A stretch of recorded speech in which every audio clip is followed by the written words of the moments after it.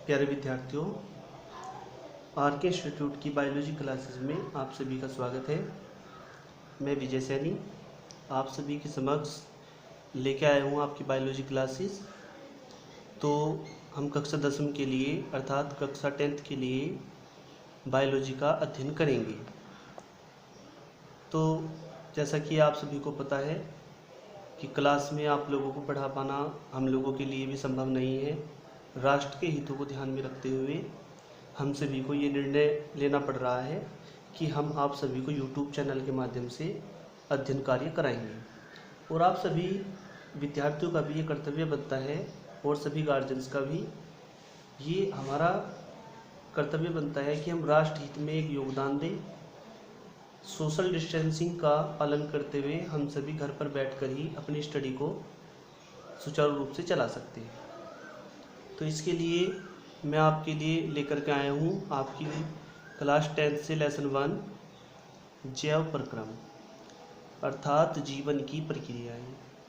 जीवन की प्रक्रियाएं मतलब जीवों में होने वाली जितनी भी क्रियाएं होती हैं, यानी जीवन जीने के लिए अपने अस्तित्व को बनाए रखने के लिए जो क्रियाएं संचालित की जाती हैं जीवधारियों के द्वारा, उन्हें बोलते हैं जैव प्रक्रम या जीवों की प्रक्रियाएं। तो कार्य को प्रगति प्रदान करते हुए हम आगे चलते हैं। आप सभी विद्यार्थी अपने नोट्स को खोलेंगे और नोट्स में सभी अपने कार्य को देखेंगे। देखिए, हमारा जो लेसन है जैव प्रक्रम अर्थात जीवों की प्रक्रियाएं। तो इसमें जो परिभाषा आती है, सबसे पहले बात आती है परिभाषा की। परिभाषा क्या है इसकी? वे सभी प्रक्रम अर्थात वे सभी क्रियाएं जो सम्मिलित रूप से यानी जो मिल करके अनुरक्षण का कार्य करते हैं। अनुरक्षण मतलब अस्तित्व को बनाए रखने का कार्य करते हैं, उन्हें जैव प्रक्रम कहते हैं। यानी वे सभी प्रक्रम जो इस संसार में जीवों के अस्तित्व को बनाए रखने के लिए संचालित होते हैं, उन्हें हम बोलते हैं जैव प्रक्रम। तो यानी अनुरक्षण यहाँ किसके लिए किया गया शब्द है? अनुरक्षण का मतलब है जीवित रखने या अस्तित्व को बचाए रखने का कार्य करते हैं। तो जैसा कि आप सभी जानते हैं, सभी जीवों की कोशिकाओं में टूट फूट व उसकी मरम्मत का कार्य हर समय चलता रहता है। यह कार्य उनके शरीर में तब भी चलता रहता है जब वे कोई विशेष कार्य भी न कर रहे हों, क्योंकि ज़रूरी नहीं है कि हम अपने हाथों या अपने पैरों या बाह्य अंगों द्वारा कोई कार्य करें। आंतरिक अंग भी लगातार क्रियाशील रहते हैं। पुरानी कोशिकाएं समाप्त होती रहती हैं और नई कोशिकाएं बनती हैं। आपको पता है कक्षा 9 में आपने पढ़ा था कोशिका विभाजन वाले लेसन में, यानी कोशिका वाले लेसन में आपने पढ़ा था कि कोशिकाओं का जो विभाजन होता है वो नई कोशिकाओं का निर्माण करता है। इसलिए अनुरक्षण प्रक्रम को समुचित रूप से चलाने के लिए, यानी जीवन को बनाए रखने वाले प्रक्रम को चलाने के लिए ऊर्जा की आवश्यकता होती है। ठीक है, जो भोजन और श्वसन आदि से हम प्राप्त करते हैं, क्योंकि भोजन और श्वसन जो हम करते हैं उससे क्या होता है, हमारी कोशिकाएं ऊर्जा बनाती हैं और वो ऊर्जा जो है वो शारीरिक अंगों को कार्य करने के लिए प्रदान की जाती है। जीवों के शरीर में बहुत सी जैव प्रक्रियाएं होती हैं, जैसे पोषण भाई भोजन को ग्रहण करके उसमें से पोषक तत्व अर्थात ऊर्जा प्राप्त करना पोषण कहलाता है। श्वसन, बाहर से क्या करते हैं, श्वसन में यानी बाहर से क्या करते हैं, ऑक्सीजन लेते हैं और कार्बन डाइऑक्साइड निकालते हैं, या कार्बन डाइऑक्साइड लेते हैं या ऑक्सीजन निकालते हैं। परिसंचरण मतलब रुधिर का परिवहन होता है शरीर के अंदर। उत्सर्जन बेकार पदार्थों को बाहर निकालना आदि जैव प्रक्रम है। यानी ये सभी ये क्या है, जैव प्रक्रम है। इन सभी क्रियाओं को मिला करके एक शब्द बना जैव प्रक्रम, यानी इन सभी प्रक्रमों को हम बोलते हैं जैव प्रक्रम। अब हम बात करते हैं पोषण की। पोषण क्या है? पोषण जैसा कि आप सभी को पता है क्या होता है, ऊर्जा प्राप्त करने के लिए हमें सभी को भोजन की आवश्यकता होती है। तो भोजन में से आवश्यक पोषक तत्वों को प्राप्त करना और उनसे अपने शरीर की जो ऊर्जा होती है यानी कमी होती है ऊर्जा में, उसकी पूर्ति करना, ये क्या कहलाता है, पोषण कहलाता है। तो देखिए, सभी पौधे और जंतु सजीव होते हैं। सभी सजीव सक्रिय रहते हैं और वे निरंतर विभिन्न प्रकार के क्या करते हैं, कार्य करते हैं। इन कार्यों को करने के लिए निरंतर किसकी आवश्यकता होती है, ऊर्जा की आवश्यकता होती है, क्योंकि कार्य करने के लिए ऊर्जा की आवश्यकता होती है। बिना ऊर्जा के कोई कार्य नहीं किया जा सकता। तो ऊर्जा के बिना हम कोई कार्य भी नहीं कर सकते। यह ऊर्जा सभी जीवों को भोजन से प्राप्त होती है। सभी इस बात को जानते हैं कि कार्य करने के लिए जो हमें ऊर्जा प्राप्त होती है वो कहाँ से होती है?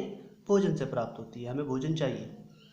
भोजन किसी भी रूप में हो सकता है, ठोस रूप में, तरल रूप में, किसी भी रूप में हो सकता है। भोजन एक प्रकार का ईंधन है। ईंधन मतलब जैसे किसी वाहन को चलाने के लिए उसमें ईंधन जैसे फ्यूल डालना पड़ता है, तेल डालना पड़ता है, कोयला वगैरह डालना पड़ता है। इसलिए शरीर को चलाने के लिए, शरीर भी एक मशीन की तरह है।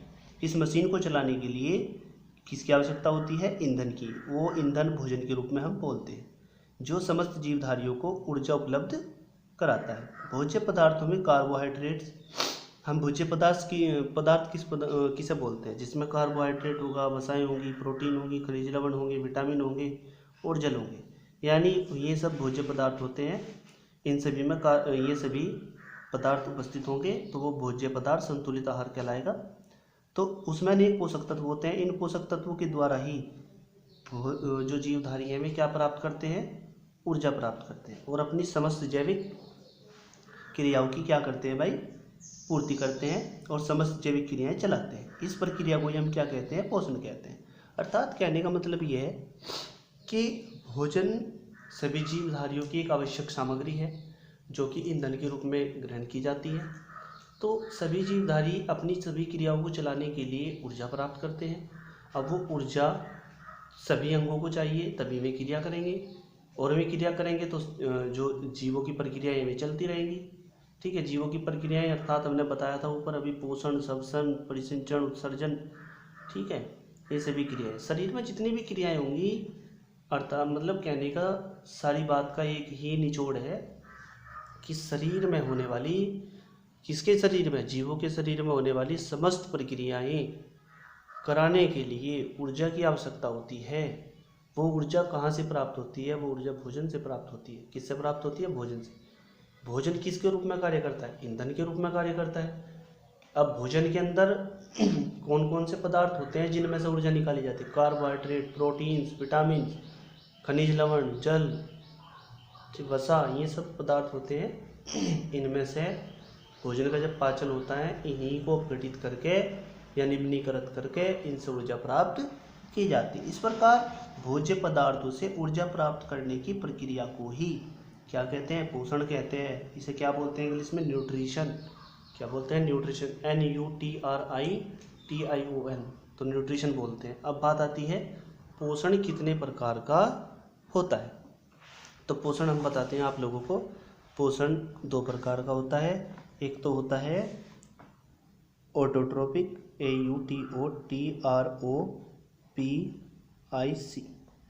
Autotrophic nutrition.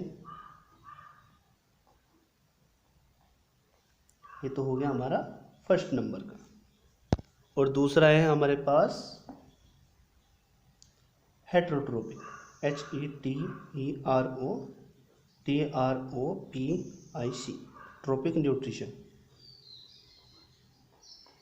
यानी स्वपोषी पोषण।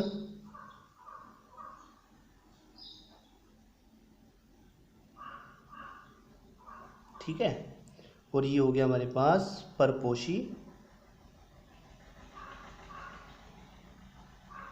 पोषण। इसे हम पर पोषण भी या विषम पोषण भी बोल सकते हैं, अथवा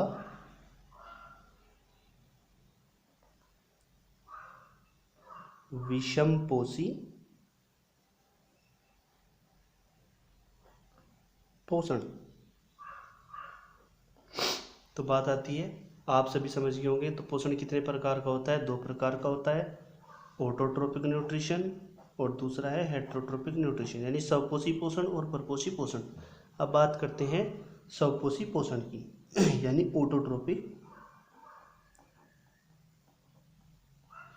न्यूट्रिशन। ठीक है, फर्स्ट नंबर वाली। तो स्वपोषण हम किसे कहते हैं? देखना, जितने भी स्वपोषण दो शब्दों से मिलकर बना है, यानी शवय प्लस पोषण। ठीक है, शवय माने अपने आप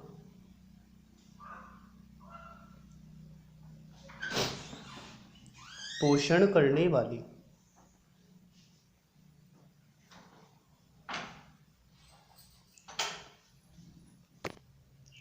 तो हम यहाँ देखेंगे स्वपोषी पोषण में क्या होता है।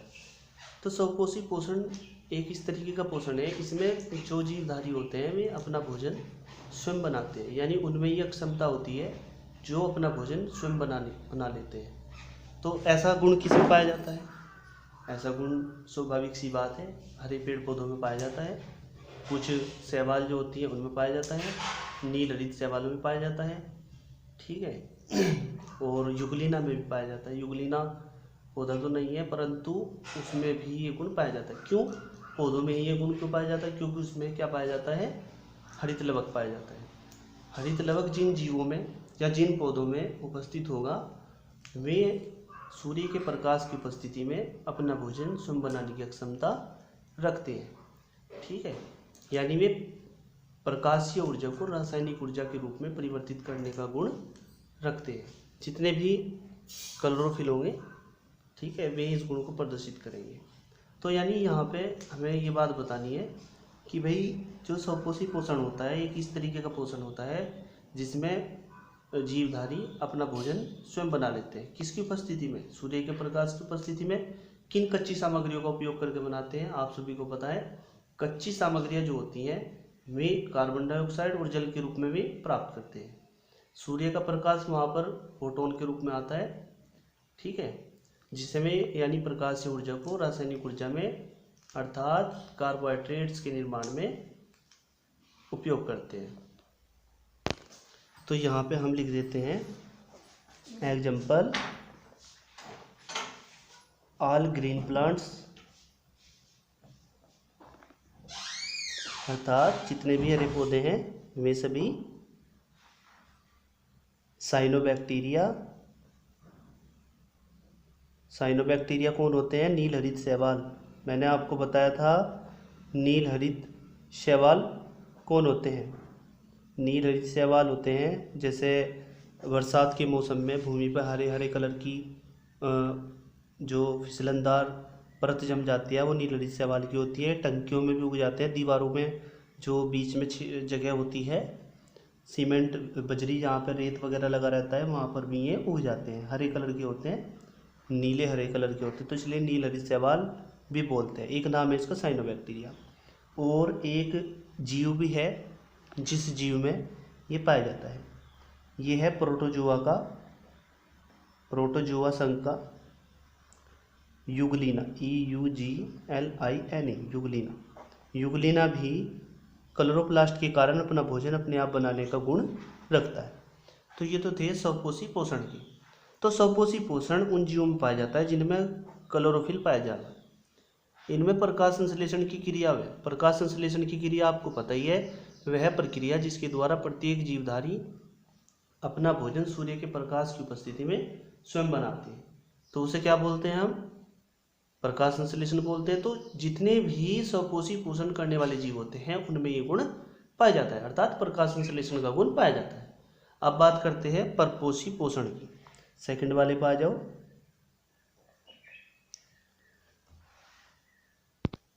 परपोषी पोषण यानी हेटेरोट्रोपिक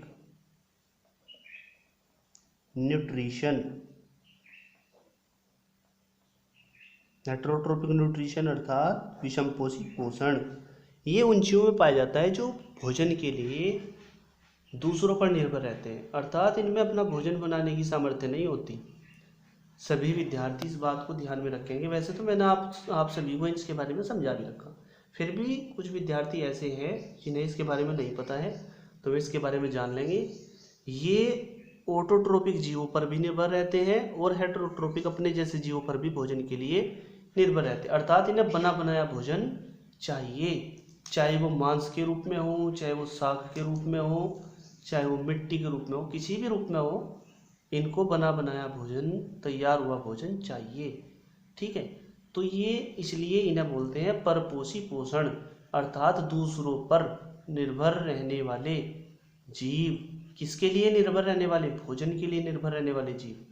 सभी विद्यार्थी इस बात को समझेंगे बड़ी गहराई से। स्वपोषी और परपोषी में अंतर यही है, स्वपोषी अपने आप बनाने वाले और परपोषी जो दूसरे जीवों पर निर्भर रहते हैं भोजन के लिए, उन्हें बोलते हैं परपोषी। इनमें प्रकाश संश्लेषण की कोई क्रिया नहीं होती। क्यों नहीं होती? क्योंकि इनमें क्लोरोप्लास्ट नहीं होता, हरित लवक नहीं होता।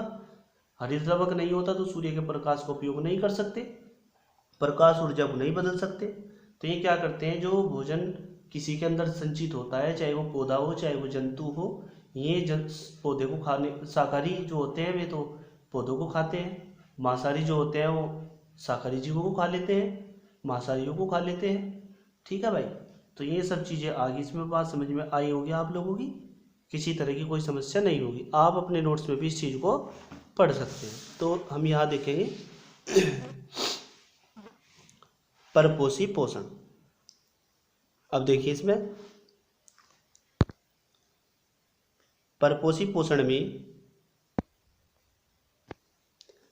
पोषण में जीवधारी अपना भोजन स्वयं नहीं बनाते, ये भोजन के लिए दूसरों पर आश्रित होते हैं, अर्थात दूसरों पर निर्भर होते हैं। ये प्रत्यक्ष या अप्रत्यक्ष रूप से हरे पौधों पर निर्भर करते हैं, क्योंकि हरे पौधे सूर्य के प्रकाश में अपना भोजन बना लेते हैं। जैसे मनुष्य, हिरन, कुत्ता, चीता, शेर, भालू, गाय, अधिकांश जीवाणु, यीस्ट जो कवक होता है, तथा कवकों में भी परपोषी पोषण होता है, क्योंकि कवक भी नमी वाले स्थानों पर पाए जाते हैं, या किसी पौधे के ऊपर फफूंदी लग जाती है, या किसी जंतु के ऊपर, यदि कोई जंतु है साफ स्वच्छ नहीं रहता है तो उसके शरीर पर खाज खुजली होने शुरू हो जाती है, जो कि कवक का ही परिणाम होती है। वे कवक क्या करते हैं, उनसे ही पोषण प्राप्त करते हैं, जीवों से ही। जैसे आप बोल सकते हैं जूं, पिस्सू, ये भी इसी का एक उदाहरण है। चींचड़ी, खटमल, ये क्या होते हैं, दूसरे जीवों के शरीर पर रहते हैं और उनसे ही भोजन प्राप्त करते हैं। ठीक है, अब हम कुछ विषमपोषी पोषण के बताएंगे कि विषमपोषी पोषण कितने प्रकार का होता है। 3 प्रकार का होता है। कौन कौन सा? एक तो मर्तोपजीवी पोषण हो गया, एक परजीवी पोषण हो गया, और तीसरा जो है वो प्राणी संभोजी पोषण हो गया। अब मर्तोपजीवी पोषण कौन होता है, परजीवी पोषण क्या होता है, प्राणी संभोजी पोषण क्या होता है, इनके नाम से ही आप लोगों को पता चल रहा है। ठीक है, मर्तोपजीवी पोषण में होते हैं जो मरे हुए जीवों से, सड़े गले जीवों से ही क्या करते हैं, पोषण प्राप्त करते हैं। वे मर्तोपजीवी पोषण हो गए, मतलब जब कोई जीव मर जाता है तो उनमें उत्पन्न, उनसे भोजन प्राप्त करते हैं, उन्हें खाते हैं, उनमें ही सड़न उत्पन्न करते हैं, तो उसे बोलते हैं मर्तोपजीवी पोषण। इसे हम पढ़ेंगे, समझ में आ जाएगा आराम से। अब बात करते हैं परजीवी पोषण की। तो परजीवी पोषण क्या होता है, इसमें कुछ जंतु और कुछ जीवाणु होते हैं, ये क्या करते हैं, दूसरे जीवों के शरीर के अंदर रह करके, जो अंतः परजीवी होते हैं वे तो अंदर रह करके भोजन प्राप्त करते हैं। जैसे पेट के अंदर जो कीड़े होते हैं, यकृत कर्मी होता है, लीवर फ्लूक होता है, ठीक है, फीता कर्मी होता है, ये ऐसे जीव होते हैं जो अंतः परजीवी होते हैं। ये जीवों के शरीर के अंदर रह करके उनसे खून चूसते हैं, उनसे भोजन प्राप्त करते हैं और अंडे देते हैं। ठीक है, तो वे परजीवी पोषण इस तरह के जीव करते हैं।